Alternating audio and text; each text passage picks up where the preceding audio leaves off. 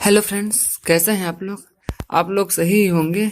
आज 22 जनवरी है और 22 जनवरी को फर्स्ट शिफ्ट में आरआरबी एनटीपीसी के जो जीएस के क्वेश्चन आए हैं उसका हम लोग एनालिसिस करने वाले हैं। तो चलिए शुरू करते हैं हम लोग अपने जीएस का क्वेश्चन। आज का हमारा पहला क्वेश्चन है, निम्न में से कौन आईएनसी अर्थात इंडियन नेशनल कांग्रेस के प्रेसिडेंट यानी कि अध्यक्ष नहीं रहे हैं? इसमें से चार ऑप्शन दिया गया था। बहुत ही खूबसूरत आंसर दिया गया था इसका, चार ऑप्शन। और इसका जो राइट आंसर होगा राजा राम मोहन राय। राजा राम मोहन राय जो दिए गए थे ऑप्शन में, ये इस ऑप्शन से एलिमिनेट हो जाता है क्योंकि इन्होंने कभी भी जो है कि आईएनसी यानी कि इंडियन नेशनल कांग्रेस की अध्यक्षता नहीं की। चलिए अगले क्वेश्चन को बढ़ते हैं।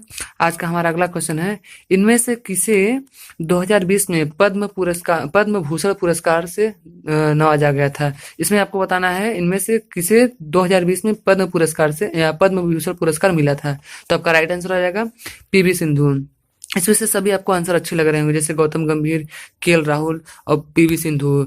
तो हमें अच्छे तो सभी लग रहे हैं, लेकिन हमें उस ऑप्शन को चूज करना है जो हमें एक नंबर देकर जाएगा, और वो एक नंबर वाला आंसर है आपका पीवी सिंधु।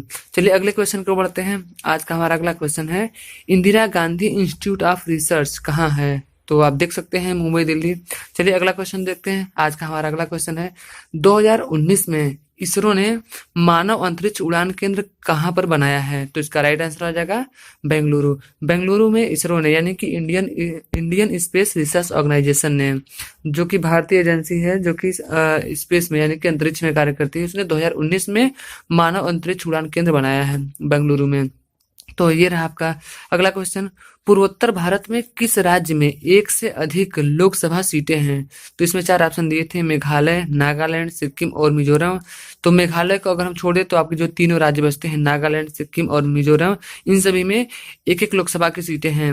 लेकिन मेघालय आपका पूर्वोत्तर भारत का ये राज्य है जिसमें एक से अधिक यानी कि 2 लोकसभा सीटें हैं। तो चलिए आपका अगला क्वेश्चन देखते हैं। हमारा अगला क्वेश्चन है, हाथी उत्सव कहाँ मनाया जाता है? तो आपका राइट आंसर हो जाएगा जयपुर। जयपुर में हाथी उत्सव मनाया जाता है। अगला क्वेश्चन है, कौन सी यूएन अर्थात यूनाइटेड नेशन संयुक्त राष्ट्र की आधिकारिक भाषा नहीं है? तो सबसे पहले देख लेते हैं कि यूएनओ की जो आधिकारिक भाषा है वो कौन कौन सी है। यूएनओ की कुल 6 आधिकारिक भाषा है, जैसे आपकी अरेबिक हो गई, चाइनीज हो गई, English, French, Russian and Spanish. ये यूएनओ की यानी संयुक्त राष्ट्र संघ की 4 ऑफिशियल लैंग्वेज है, आधिकारिक भाषा है। इन्हीं भाषा में वहाँ का सारा राजकाज यानी कि ऑफिशियल लैंग्वेज में ये ऑफिशियल कार्य किए जाते हैं। चलिए अगले क्वेश्चन को बढ़ते हैं। आज का हमारा अगला क्वेश्चन है, देश बंधु किनका उपनाम है? तो आपका राइट आंसर हो जाएगा CR दास यानी कि चित्तरंजन दास। ये वही चित्तरंजन दास है जिन्होंने मोतीलाल नेहरू के साथ मिल करके 1923 में एक पार्टी का गठन किया था। उस पार्टी का नाम क्या है? स्वराज पार्टी। चलिए इसी तरीके से अगला क्वेश्चन देखते हैं, सेफ्रॉन सिटी यानी कि केसरिया सिटी के नाम से किस राज्य को जाना जाता है, यानी सेफ्रॉन सिटी किसका उपनाम है? तो आपका राइट आंसर हो जाएगा जम्मू कश्मीर। जम्मू कश्मीर को हम लोग सेफ्रॉन सिटी के नाम से भी जानते हैं। अगला क्वेश्चन है हमारा, दादा साहब फाल्के पुरस्कार किस क्षेत्र में दिया जाता है? तो ये आपका राइट आंसर होगा फिल्म क्षेत्र। ये क्वेश्चन आपका रिपीट किया गया है, तो आप देख रहे होंगे डेली की डेली आपके एनटीपीसी में जो कई क्वेश्चन है वो रिपीट किए जा रहे हैं। अंततः आपको यह सेशन देखना और भी महत्वपूर्ण हो जाता है। तो चलिए अगला क्वेश्चन देखते हैं। आज का हमारा अगला क्वेश्चन है, जंतर मंतर कहाँ नहीं है? तो सबसे पहले देखते हैं कि जंतर मंतर है कहाँ।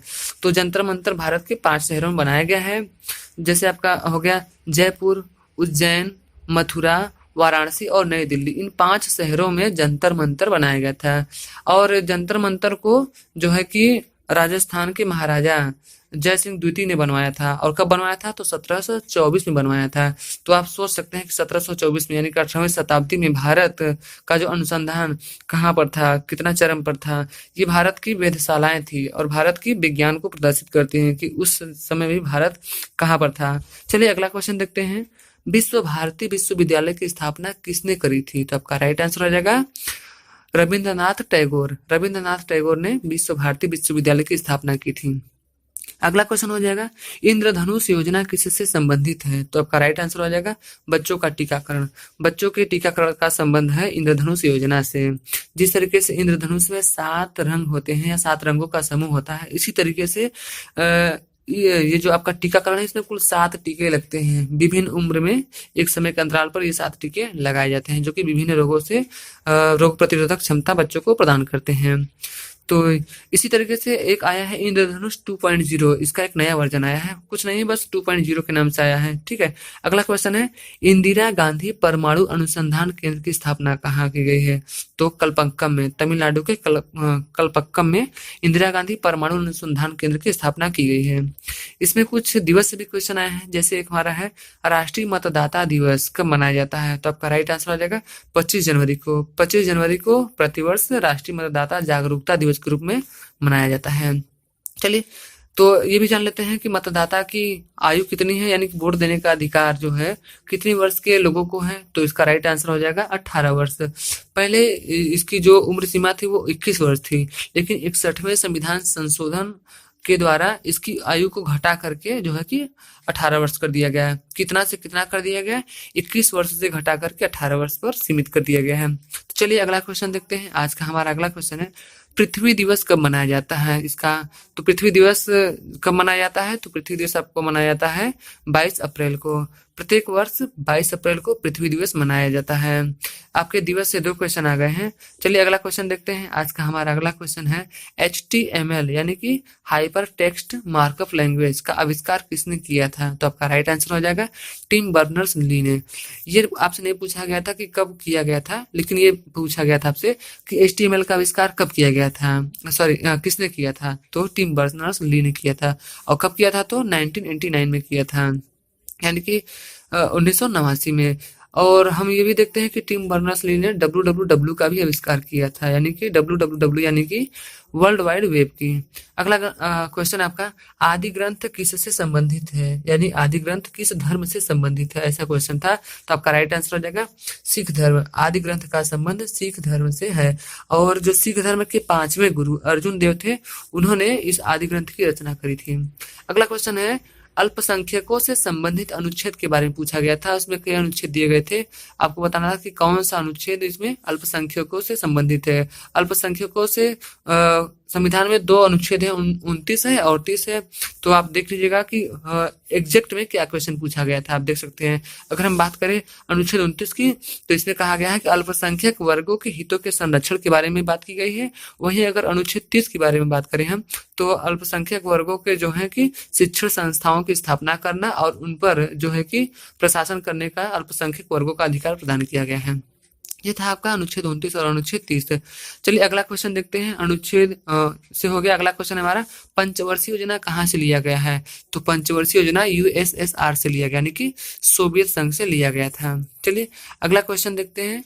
क्लीमेंट इटली किस कमीशन के साथ भारत आया था? तो आपका राइट आंसर हो जाएगा साइमन कमीशन। साइमन कमीशन 1900 जो आपका 28 में आया था, 27-28 में, उसी के साथ में क्लीमेंट इटली भारत आया था।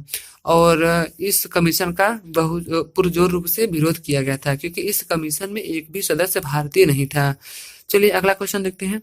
काला घोड़ा महोत्सव कहाँ मनाया जाता है? तो आपका राइट आंसर हो जाएगा मुंबई में। मुंबई में काला घोड़ा महोत्सव सेलिब्रेट किया जाता है। अगला क्वेश्चन है कमरे के ताप पर कौन सी गैस वाष्पित हो जाती है? आपसे पूछा गया है कि ऐसी कौन सी गैस है जो कमरे के तापमान के बराबर रहेगी तो वो वाष्प बनकर उड़ जाएगी? तो इसका राइट आंसर हो जाएगा क्लोरीन। क्लोरीन जो है कि कमरे के ताप पर वाष्पित हो जाती है आसानी से। अगला क्वेश्चन है स्वधार योजना से पूछा गया कि स्वधार योजना का संबंध किससे है?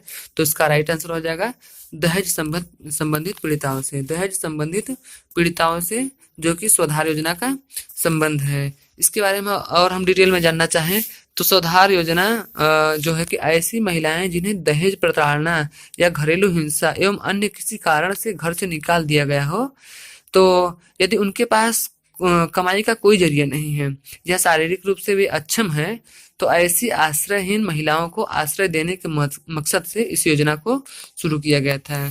तो ये रहा हमारा आज का क्वेश्चन, जो कि आज 22 जनवरी को फर्स्ट शिफ्ट में जीएस में सारे के सारे जो क्वेश्चन आए थे हमने आपको करवा दिया है। तो इस तरीके से आप देख सकते हैं, रिव्यू ले सकते हैं, अपनी तैयारी को आप अपने मुकाम तक पहुंचा सकते हैं। चलिए आज की वीडियो में बस इतना ही करते हैं, मिलते हैं अगले दिन। कल की वीडियो का एनालिसिस करेंगे हम लोग। तब तक के लिए आप स्वस्थ रहिए, मस्त रहिए।